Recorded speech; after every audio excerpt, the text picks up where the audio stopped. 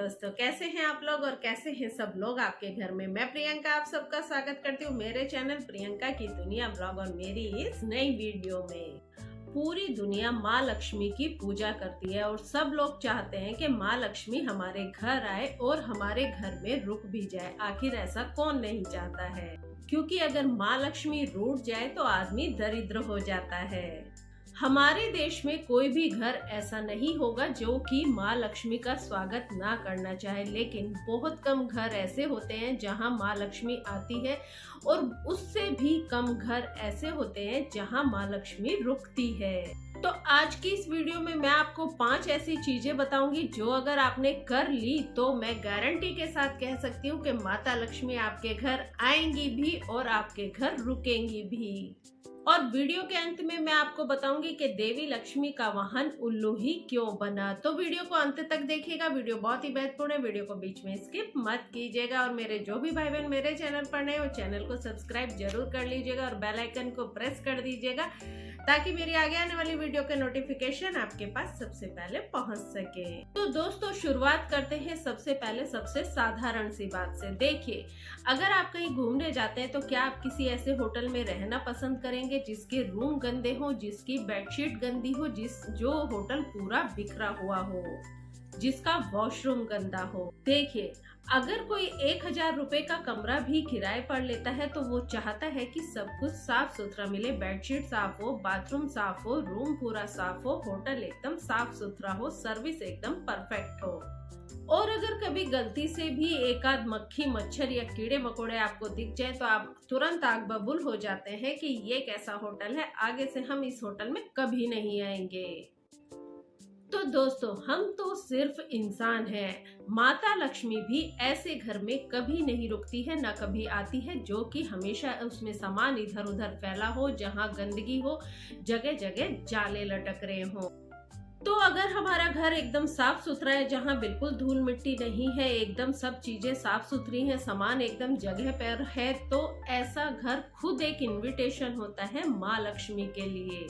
तो अब अगली बार जब आप अपने घर की साफ सफाई करें, जाले साफ करें, घर की धूल मिट्टी हटाएं, सारे सामानों को हटाकर सफाई करें, तो आप सिर्फ ये ना समझें कि आप सिर्फ सफाई कर रहे हैं, बल्कि आप माता लक्ष्मी का अपने घर आने के लिए एक रास्ता बना रहे हैं।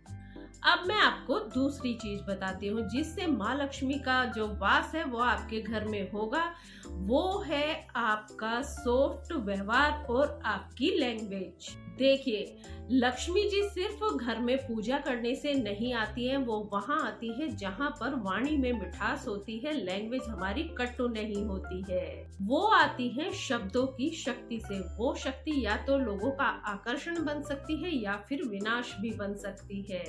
यदि आप अपने घर वालों से गुस्से में बात करते हैं, आप अपने स्टाफ के ऊपर झल्लाते रहते हैं, आप अपने नौकर को डांटते रहते हैं, तो आप समझ लीजिए कि आप सिर्फ अपनी भाषा ही खराब नहीं कर रहे, बल्कि आप माता लक्ष्मी की ऊर्जा को भी अपने से दूर कर रहे हैं।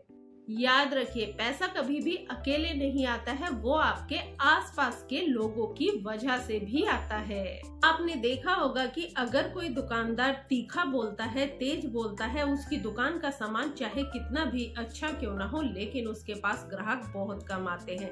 इसके विपरीत अगर कोई सिर्फ चाय भी बेच रहा है लेकिन उसका व्यवहार अच्छा, बहुत नम्र बोलता है, तो उसकी दुकान पर भीड़ लगी रहती है। नम्रता वो गुण है जो कि किसी गरीब को भी अमीर बना देती है। देखिए, गाली देने वाला धनी हो सकता है लेकिन सुखी कभी नहीं हो सकता है, क्योंकि जहाँ कटुता होती है वहाँ कलह होती है, और जहाँ कलह होती है वहाँ माता लक्ष्मी एक पल के लिए भी नहीं रुकती है। तो अगर आप चाहते हैं कि धन सिर्फ आपके बैंक तक ही सीमित न रहे, बल्कि धन आपकी जिंदगी में सुख लेकर आए, शांति लेकर आए और खुशी लेकर आए, तो आपको अपनी भाषा को सुधारना होगा, अपनी लैंग्वेज में मिठास लानी होगी। हमेशा वही आता है जहाँ पर 3 चीजें इकट्ठी होती हैं, आपकी सोच, आपके आदत और आपके संस्कार। कई लोग सुबह उठेंगे, पूजा करेंगे, दिया जलाएंगे, माला फेरेंगे, लेकिन जैसे ही दिन की शुरुआत होती है वो घर के सदस्यों से लड़ाई झगड़ा करेंगे, फिर बाहर जाएंगे, वहां गुस्से में रहेंगे। तो ध्यान रखिए, माँ लक्ष्मी को सिर्फ आपका जलाया हुआ दिया ही नहीं खींचता है, बल्कि उन्हें खींचती है आपकी भाषा, आपका व्यवहार। अब बात करते हैं तीसरी बात। देखिए, माता लक्ष्मी आपसे क्यों रूठ जाती है, इसका एक बहुत बड़ा कारण है कृतज्ञता, यानी कि ग्रेटिट्यूड की भावना का न होना। इसको आप ऐसे समझ सकते हैं कि जिसके पास जो कुछ भी है, अगर वो उसके लिए थैंकफुल नहीं है तो कोई नई अपॉर्चुनिटी उसे कभी नहीं मिलती है। देखिए, जहाँ कृतज्ञता होती है, थैंकफुलनेस होती है, वहाँ पर समृद्धि खुद ब खुद आ जाती है। जरा सोचिए, मान लीजिए आपने किसी का कोई काम किया और उसने आपको दिल से थैंक यू बोला, वो आपकी हर छोटी छोटी बात पर आपको थैंक यू बोलता है, तो आप आगे भी उसका काम बहुत जल्दी से करोगे, खुश होकर करोगे। बस यही नियम हमारी प्रकृति का है। जब आप अपने माता पिता के लिए, अपने काम के लिए, अपनी हर अचीवमेंट के लिए थैंक यू बोलते हैं यूनिवर्स को, तो पूरी कायनात आपके लिए और देने के लिए तैयार हो जाती है। ग्रेटिट्यूड एक मैग्नेट है जो सभी तरह की सुख और संपन्नता को अपनी तरफ खींचता है। और जो व्यक्ति हर वक्त शिकायत करता है कि मुझे तो दूसरों से कम ही मिलता है, मैं तो हूँ ही अनलकी, दूसरों को मुझसे हमेशा ज्यादा मिलता है, तो समझ लीजिए कि वो खुद अपनी एनर्जी को ब्लॉक कर रहा है। उसके ये निगेटिव शब्द माँ लक्ष्मी को उससे और दूर लेकर जा रहे हैं। कुदरत भी सोचती है कि इस इंसान को छोड़ो जो हर वक्त रोता ही रहता है कि मेरे पास तो कुछ है ही नहीं, बल्कि उस इंसान की सुनो जो कि हर चीज के लिए थैंक यू बोलता है कि मेरे पास घर है, इसके लिए धन्यवाद, मैं औरों से अच्छा खा रहा हूँ, या मेरे पास पहनने के लिए कपड़े हैं, जॉब है, इन सब चीजों के लिए वो थैंक यू बोलता है। चौथी गलती जिससे माँ लक्ष्मी हमसे दूर हो सकती है, वो है कुछ नया ना सीखने की भावना का ना होना। देखिए, कुछ नया करने की आदत के कारण ही मनुष्य जो है वो जानवरों से अलग बना है। जैसे कि जानवर अभी तक 4 पैरों पर ही चल रहे, 2 पैरों पे चलना उन्होंने नहीं सीखा। कुत्ते ने भी पेड़ पर चढ़ना नहीं सीखा है, बल्कि शुरू से ही इंसान ने हमेशा कुछ नया करने की कोशिश की है। उसने खाने के लिए प्रकृति पर निर्भर नहीं रहना चाहा, उसने खुद से फसल उगानी शुरू करी। मनुष्य ने अपनी हेल्प के लिए जानवरों को पालतू बनाया, उसने प्रकृति की मार से बचने के लिए कपड़े बनाए, गुफा में रहने से लेकर घर बनाने तक हमेशा आदमी ने कुछ नया करने की कोशिश की है। तो इससे आपको क्या पता चलता है? देखिए, अगर इंसानों में कुछ नया करने की कोशिश ना की होती तो आज भी हम लोग गुफा में ही रह रहे होते। दोस्तों, सक्सेस का कोई भी शॉर्टकट नहीं होता है, और अमीरी का एक ही शॉर्टकट होता है, वो है कुछ नया करने की आदत। और जिस दिन से आपने ये मान लिया कि हमें तो सब पता है, हमें सब कुछ आता है, तो सोच लीजिए उसी दिन से आपका पतन शुरू हो जाएगा।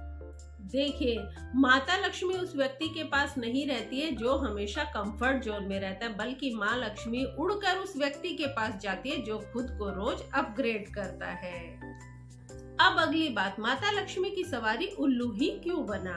आप भी सोचिए, वैभव की लक्ष्मी के पास गरुड़, हाथी, शेर और मोर इस तरह के बहुत ही स्ट्रॉन्ग ऑप्शन थे, लेकिन फिर भी उन्होंने एक रात्रिचर चुप रहने वाले शांत पक्षी को ही क्यों चुना?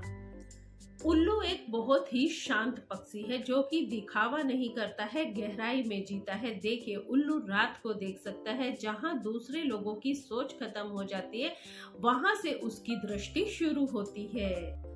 पूरे संसार में आप देखिए, दुनिया में उल्लू का मजाक बनाया जाता है। किसी व्यक्ति को कहा जाता है जो कि ये तो उल्लू है, उल्लू जैसा दिखता है, लेकिन सनातन का ज्ञान कहता है कि उल्लू है जो कि धन की रक्षा करता है, ये उल्लू ही है जो अंधेरे में भी साफ देख सकता है।